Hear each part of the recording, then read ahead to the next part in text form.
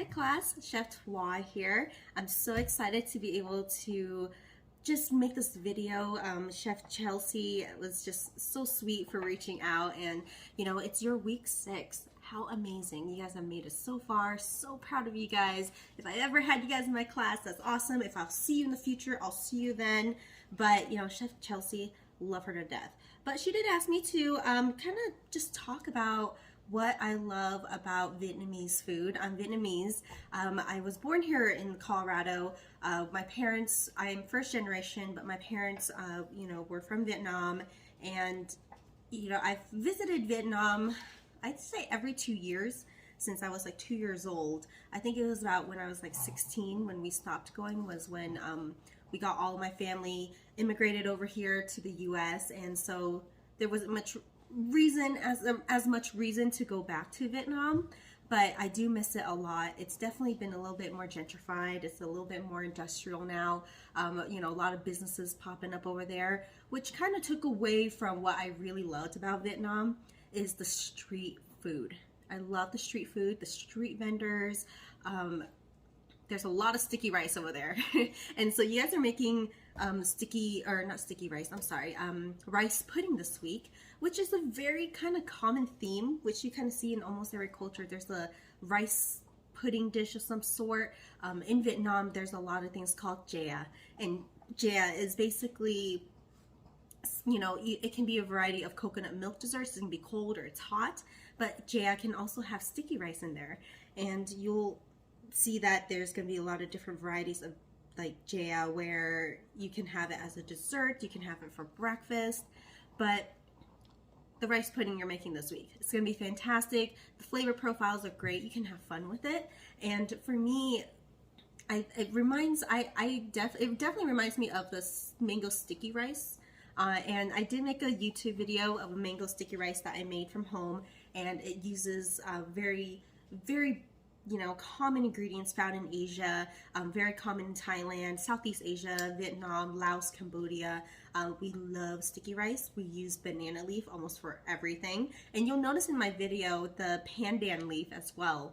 It's a very fragrant leaf. I like to say it's the vanilla of Southeast Asia.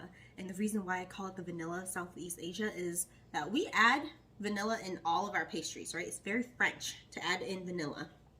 But in Vietnam, you add pandan leaves, and it sounds like panda, but there's an N at the end. So it's pandan leaves, and it's a very fragrant leaf. It's like a young coconut type of leaf, and it smells so good. And we cook it in our coconut milk. We add it in when we're steaming the sticky rice. It just creates a whole nother flavor profile, and that's why it's called I call it the vanilla of Vietnam, or vanilla of Southeast Asia. And so if you guys ever run into these ingredients, definitely pick it up. Just try it out, right? Why not? It's global pastry arts. You can have fun with it. You can, travel to different parts of the world. And so, one of my favorite fruits when I was traveling in Vietnam is definitely the star fruit.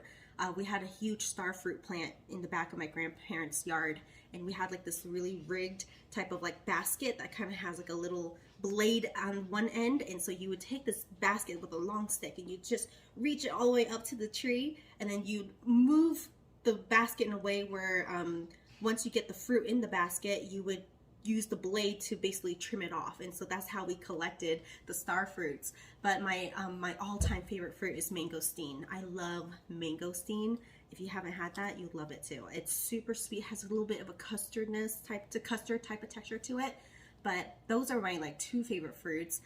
One of my favorite foods in Vietnam would mainly be banh mi sandwiches, which is banh mi. And so banh mi is French influence. When the French colonized Vietnam, they definitely brought a lot of French influence into Vietnam. So banh mi sandwiches were kind of derived from the Parisian sandwich, where there's ham. Even in Vietnamese, we don't have a word for ham. We call it jambon. Jambon is basically the French word for ham. And for cheese, we don't have a word for cheese in Vietnamese. We call it phô mai. And phô mai derived from the French word fromage, and fromage is French. And so a lot of the French products and ingredients that came from France are kind of, changed the language a little bit, brought, we didn't have a word for these type of ingredients. So we took that from the French for sure and learned from the French. And banh mi sandwiches were definitely one of those things where we're highly influenced by the French, basically revamped with Vietnamese flavors. Another thing that I really love is spring rolls. I mean, spring rolls is kind of like the base for everything.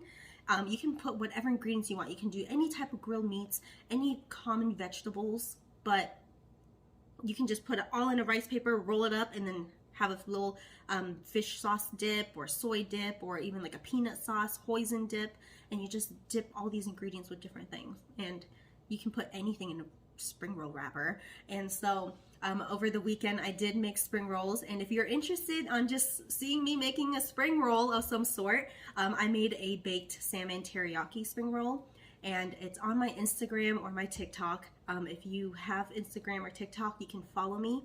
It's called, my username is @platedculture. So plated culture, just one word, so @platedculture, all in one word, okay? No spacing or anything. And so you can see my real videos on my spring roll wrappers, and also you can check out my YouTube video on how to make a mango sticky rice